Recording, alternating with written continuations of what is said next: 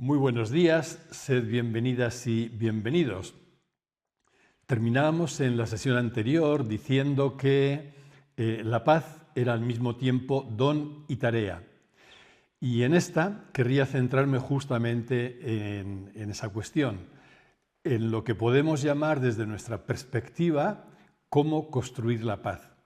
Pero de nuevo, como siempre, vamos a empezar haciendo un momentito de silencio, apenas unos minutos, también para sentir tranquilamente nuestro cuerpo, atender la respiración en nosotros y, acallada la mente, saborear la paz que somos.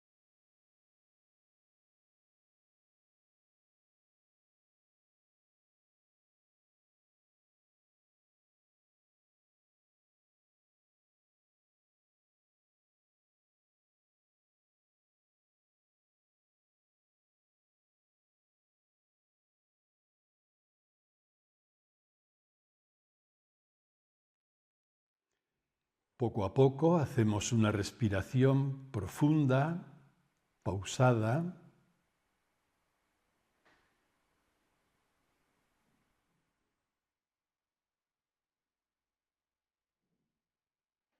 Sentimos nuestro cuerpo.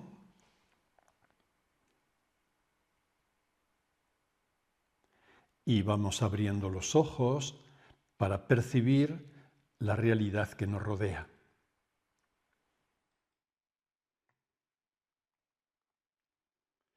Y ahora sí, vamos a hablar de cómo construir la paz desde el punto de partida en el que la reconocemos al mismo tiempo como don y como tarea.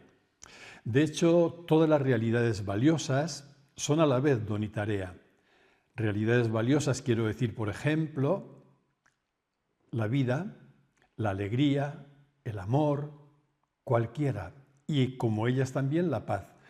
Son realidades, veremos enseguida, transpersonales. El sujeto de las mismas no es el yo, aunque en el otro plano podamos leerlas como cualidades que el yo puede llegar a tener, pero en sí mismas trascienden el yo. Por eso el sujeto de las mismas no es el yo particular, sino que son realidades que preceden o que anteceden al yo.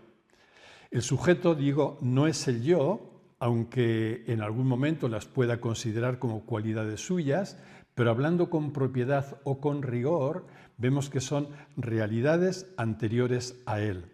Son realidades transpersonales, aunque las percibamos de forma personal. Y de nuevo aquí encontramos la paradoja de siempre. Una realidad transpersonal, el amor o la paz con mayúscula, es previa a mí, pero yo la percibo en este recorrido existencial como una cualidad que puede adornar también al yo.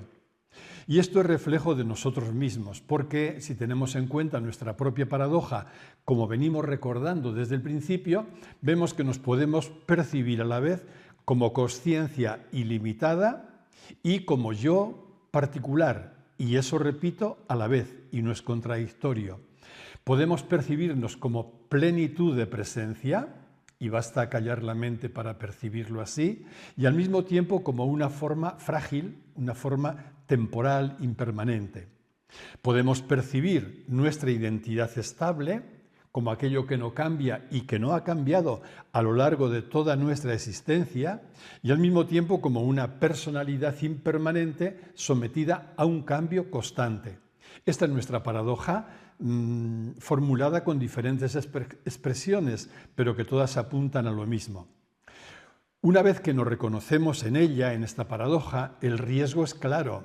No es otra cosa nada más que el olvido de cualquiera de las dos dimensiones que nos constituyen. En concreto, el olvido de la dimensión transpersonal, que significa el olvido de nuestra identidad, conlleva la absolutización del yo, y entonces, aplicado a la paz, pensamos que todo es tarea nuestra, todo lo tenemos que hacer, todo está por hacer, todo depende de nosotros, todo depende del yo, en definitiva. Hemos olvidado la dimensión profunda, nos hemos reducido al ámbito de nuestra personalidad o del yo. Y en el otro extremo podemos olvidar la dimensión personal, la dimensión de la forma o del yo, la dimensión psicológica. Y en ese caso lo que ocurre es una negación del mundo de las formas, en todos los ámbitos también, y el entrar fácilmente en una especie de pasividad narcisista o de un espiritualismo desimplicado. Nos olvidamos del mundo de las formas, en el plano psicológico, social, político, de todo tipo, porque nos hemos reducido en nuestra ignorancia y solo afirmamos aquella dimensión profunda o transpersonal.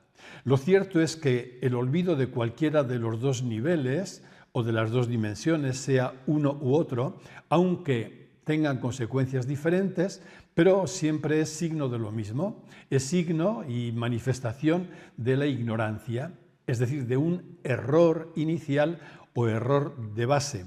Y todo lo que se basa en el error siempre va a generar confusión y con la confusión va a generar también sufrimiento. La sabiduría o la comprensión nos capacita para vivir nuestra realidad completa.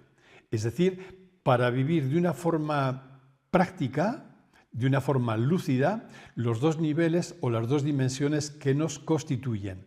Y ahí, desde ahí podemos ver la paz como un don, porque el fondo de lo que somos es plenitud, donde todo está bien.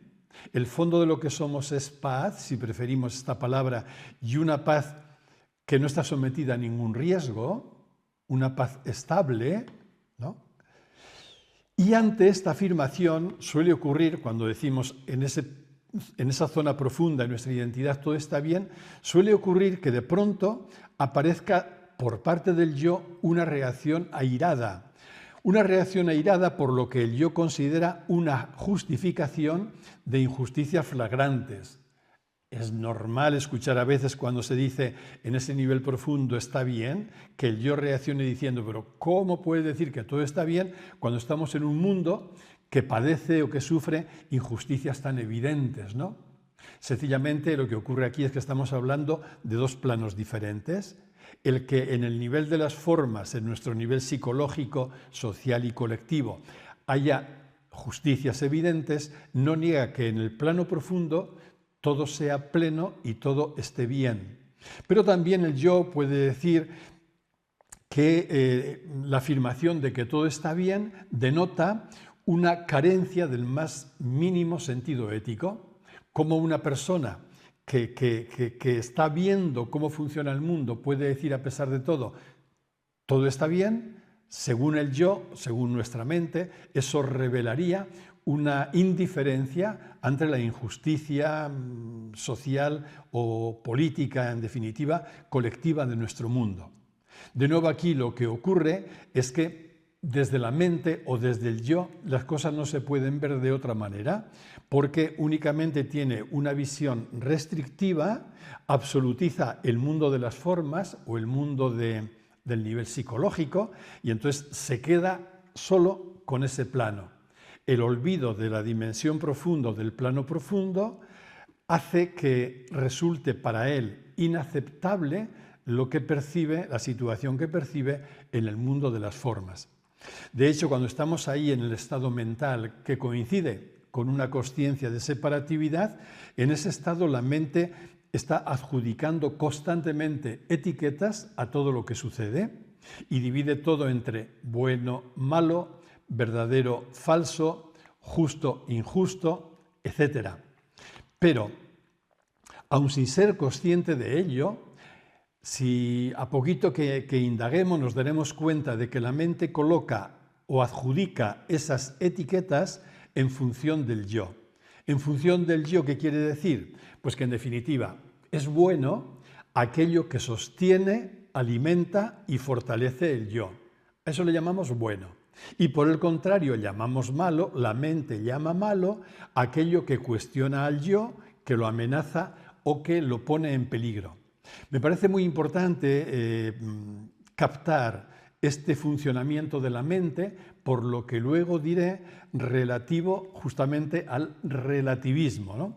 Pero de momento, las etiquetas poseen un cierto lugar, un cierto valor, un cierto sentido en el mundo de las formas. En el mundo de las formas, que es decir, en el mundo mental, necesitamos etiquetas, creo que son por otra parte inevitables, con las que calificar cualquier fenómeno, cualquier circunstancia, cualquier hecho que nos ocurre. Y es cierto que en el mundo de las formas podemos advertir que hay cosas que son objetivamente buenas y otras objetivamente malas para las personas.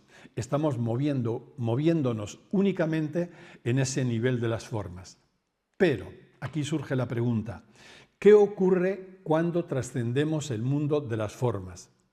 Es decir, ¿qué ocurre cuando de pronto acallamos la mente, nos situamos en otro lugar? ¿Qué vemos desde ahí? Y ahí las cosas empiezan a cambiar y empezamos a reconocer que no son lo que parecen, ¿no? Es decir, cuando no hay una mente juzgadora, o si preferís todavía, siendo de un poco más radicales, antes de que emergiera la mente, la mente, o la capacidad cognitiva, como queréis llamar, en este proceso de evolución, qué era bueno y qué era malo, qué era justo o qué era injusto. Cuando no hay mente juzgadora, sea porque no ha emergido todavía en el proceso evolutivo, o sea porque acallamos la mente, ahí empezamos a caer en la cuenta de que las etiquetas no tienen valor alguno. Repito siempre, en ese plano profundo. Etiquetas que en el plano mental tenían su sentido, aunque solo fuera relativo, en el plano profundo no. ¿Qué es bueno? ¿Qué es malo? ¿Qué es justo? ¿Qué es injusto? Y lo que percibes ahí en ese plano profundo es que todo sencillamente es. No hay adjetivos, no hay calificativos sobre lo que es, sencillamente es. Me parece importante subrayar que esto no es promover ningún tipo de relativismo vulgar para el que todo vale igual y por tanto todo vale lo mismo y por tanto al final nada vale nada. En ese plano mental, cuando caemos en esta afirmación de que todo es lo mismo, que nada vale más que otra cosa, estamos sosteniendo lo que podemos llamar un relativismo vulgar. Ahí sí es cierto. Pero desde el planteamiento que quiero ofrecer, no hay un riesgo de caer en ese relativismo, porque me estoy refiriendo al modo como vemos la realidad desde el plano o desde el nivel profundo. Más aún, el relativismo se hace patente en las etiquetas mentales que estamos usando. De hecho, cuando estamos en el plano mental, creemos que las etiquetas bueno o malo son lo contrario de elaborar una actitud relativista, pero no es así, porque en realidad juzgamos, esas etiquetas juzgan algo bueno o algo malo en relación con el yo. De hecho, la palabra relativismo viene de estar en relación con algo y decimos que algo es relativo porque guarda relación con otra cosa y que algo es relativista, el relativismo vulgar, porque absolutizamos esa relacionalidad.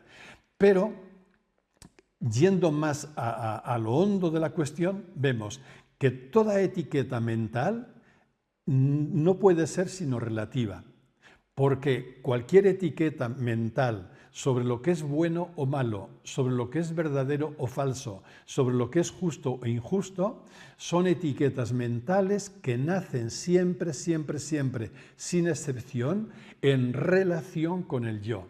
Por tanto, el protagonismo del yo, en este estado mental o consciencia de separatividad, ese protagonismo del yo es lo que obliga a que todas las etiquetas sean relativas y, en definitiva, el que instaura un relativismo. Y aquí se produce un contraste que no deja de ser curioso. Justamente, con mucha frecuencia, las personas que acusan a otros planteamientos de ser relativistas ignoran o no advierten que ellas mismas, insistiendo en la absolutización de lo que sería bueno o malo, están cayendo en el relativismo más elemental. Porque toda etiqueta gira en torno al yo. Ahora bien, ¿quién ha dicho que el yo es el centro alrededor del cual debe girar toda la realidad? ¿Quién ha constituido al yo como juez de lo real o como árbitro que debe dilucidar todo en función de sí mismo? Claro, una persona que dijera, no existe valor ninguno por encima del yo. Entonces esa persona creería estar en posesión de la verdad absoluta porque todas las etiquetas que nacen de esta referencia al yo, para él, para esta persona, tendrían un valor absoluto. Es bueno porque esto es bueno para el yo, es malo porque esto es malo para el yo. Pero cuando empezamos a caer en la cuenta de que el yo es solo una construcción mental también, que no constituye nuestra identidad y que lo que somos no se identifica con lo que llamamos yo, ahí también empiezan a resquebrajarse aquella supuesta solidez o aquel supuesto absolutismo que se había atribuido a las etiquetas que nacían de la mente. No, no es así.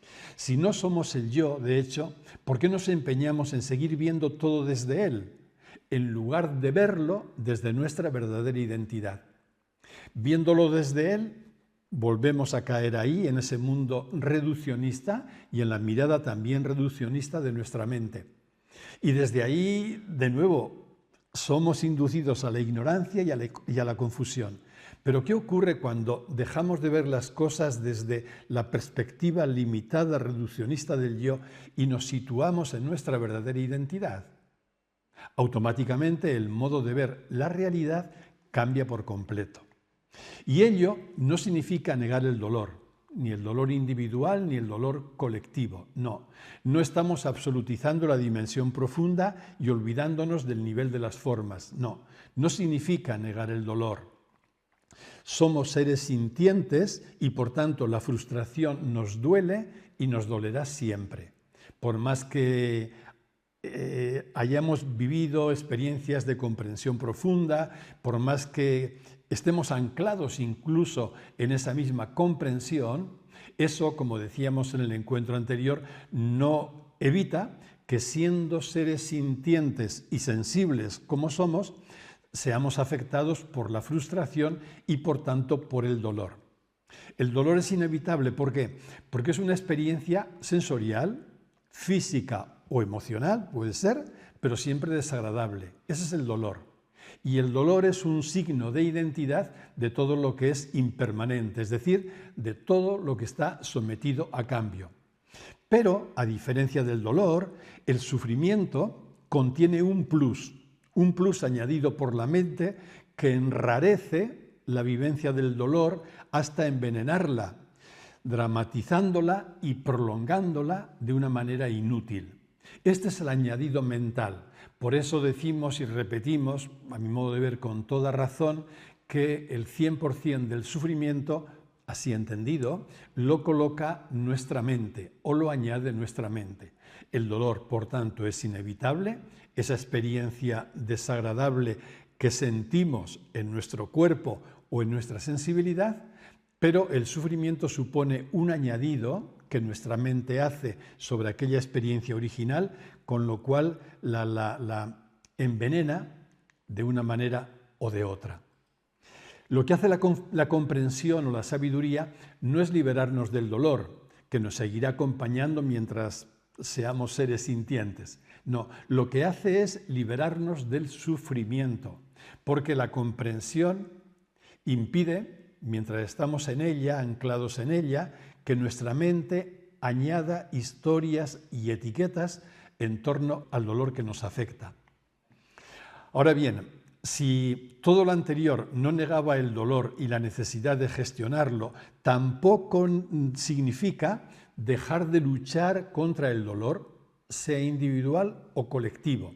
Quiero decir, la comprensión profunda, del mismo modo que no nos inmuniza frente a la frustración y frente al dolor, tampoco nos paraliza, no nos adormece, porque si nos adormeciera sería signo, al final, de ignorancia, de que hemos olvidado el nivel o el plano de las formas, el plano psicológico, ¿no?, social, etcétera, de todo lo que son formas. No nos adormece y como no nos adormece, nos moviliza interiormente para afrontar en todo lo que nos es posible el dolor y tratar de resolverlo.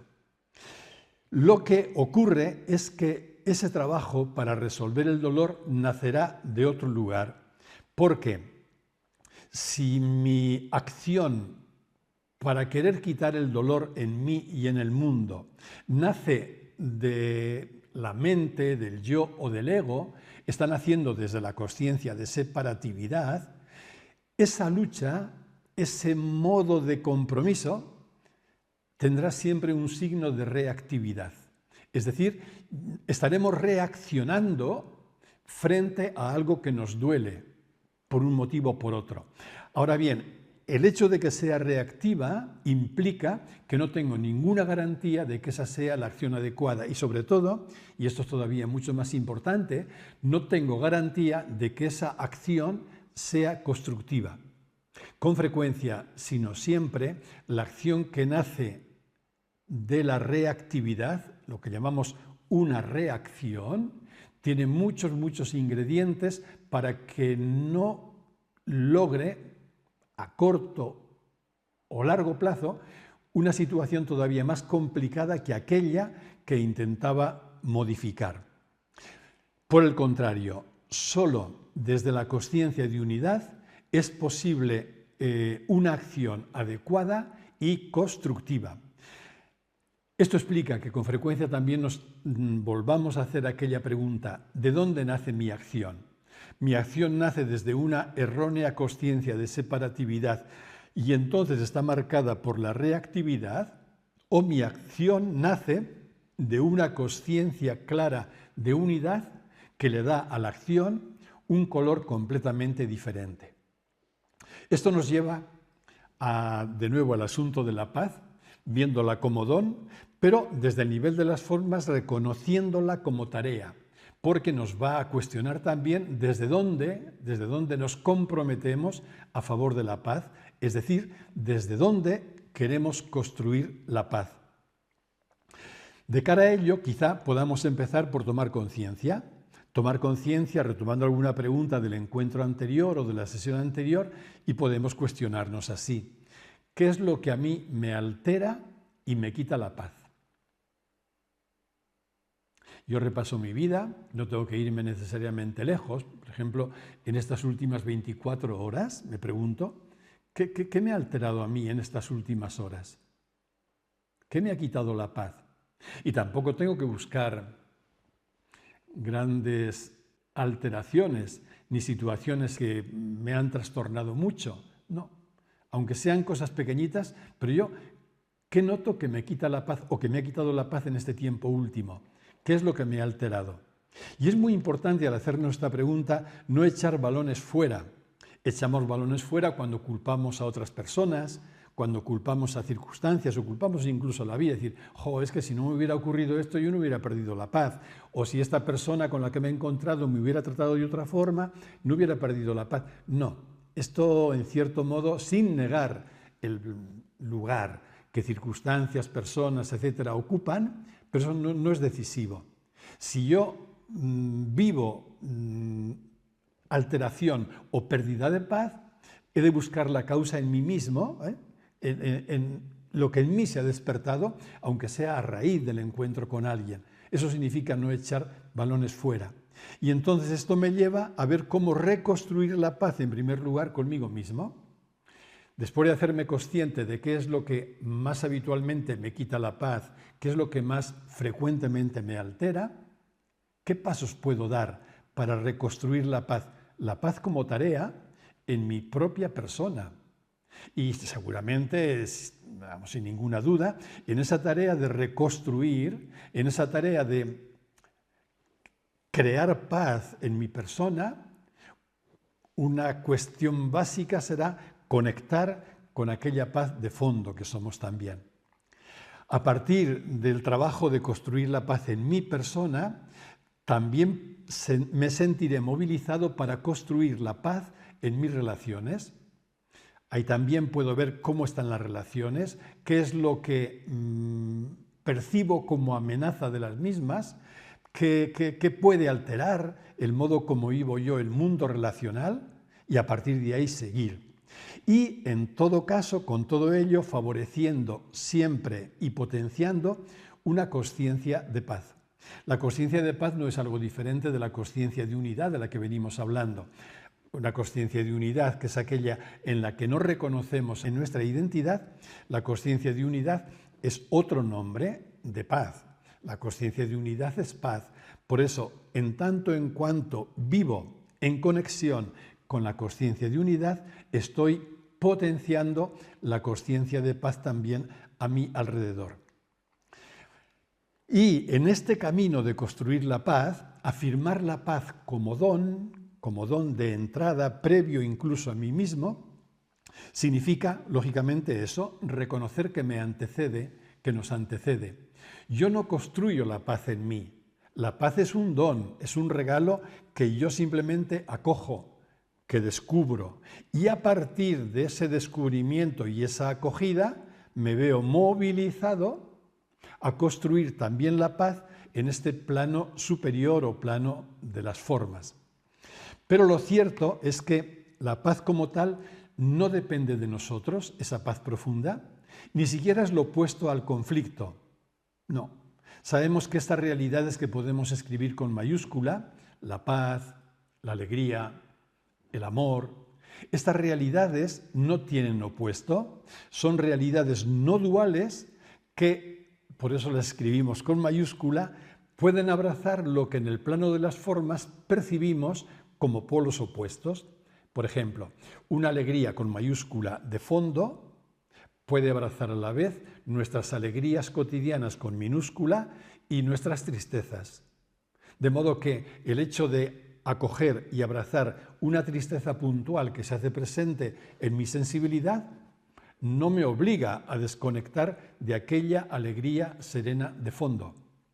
En este caso exactamente igual. El reconocer que en mi sensibilidad se ha hecho presente una alteración, un malestar, incluso una tensión o un conflicto interno con alguna persona, no me obliga a desconectar de aquella paz de fondo que se halla siempre a salvo.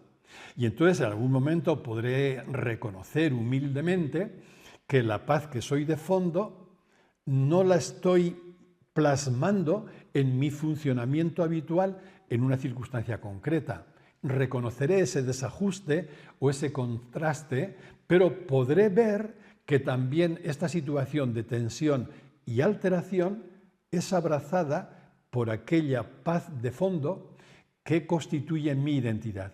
Y aquí nos encontramos de nuevo con los dos niveles de la paz como don, siempre estable, siempre a salvo, y la paz como tarea, que se va alternando con su polo contrario, que es la alteración, la tensión o el conflicto.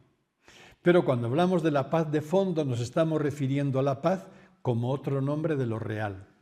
Lo realmente real no puede tener nombre, como hemos repetido tantas veces, porque no es un objeto. Y nuestra mente únicamente puede poner nombres a aquellas realidades delimitables, es decir, aquellas realidades que por tener límites, por tener fronteras bien cerradas, son objetos, pero todo lo que no es objeto no puede ser nombrado con adecuación. Con razón decía Saramago en una frase que hemos citado en otras ocasiones, decía él, en todos nosotros hay algo que no tiene nombre, eso es lo que somos. Eso que no tiene nombre, sin embargo, hay muchos nombres que quieren apuntar hacia él, y dentro de esos nombres que apuntan hacia él, uno de ellos es la paz. Por tanto, la paz es otro nombre de lo realmente real, otro nombre que apunta en esa dirección. Y la percibimos en cuanto acallamos la mente. Lógicamente, cuando la mente está activa, incluso peor todavía, si asume el protagonismo, esto nos desconecta de aquella realidad de fondo, porque nos quedamos solo con la lectura que la mente establece, que la mente elabora. Y entonces esa lectura nos hace ver solo el nivel de las formas. Solo en la medida en que acallamos la mente podemos conectar de fondo con aquello que queda cuando la mente se silencia. Y ahí nos damos cuenta de que no tiene nombre, no puede tener nombre nunca, pero sin embargo nos surgen nombres que apuntan en la dirección correcta. Cuando mi mente se silencia, lo que yo percibo es quietud, consciencia, pura consciencia de ser, plenitud, paz. En definitiva, la aceptación es la que nos regala una paz que, como se dice en algún texto de la tradición mística cristiana, supera todo lo que podemos pensar. Esa paz que rompe incluso nuestros esquemas mentales que creían tener la realidad tan acotada y tan etiquetada, también esos esquemas saltan por los aires. Una paz que supera todo lo que podemos pensar, porque es capaz de abrazar cualquier alteración o cualquier malestar. Y descubrimos que el fondo de lo real es paz de la misma manera que es consciencia, que es vida, que es amor. Caemos en la cuenta, como decía antes, de que son solo términos intercambiables que apuntan a lo único realmente real, aquello que queda cuando todo cambia, aquello que permanece cuando todo lo demás se mueve o incluso desaparece. Por tanto, y termino ya en conclusión, la tarea no consiste en buscar la paz, sino en dejarnos encontrar por ella. Igual que la tarea no consiste en sostener la vida, en andar en busca de la vida. La tarea consiste en dejarme encontrar por la vida que soy. Aquí es dejarme encontrar también por la paz que soy. Pues aquí lo dejamos por hoy. Todavía nos quedará una última sesión sobre este camino de la paz. Que tengáis una buena quincena y hasta dentro de 15 días.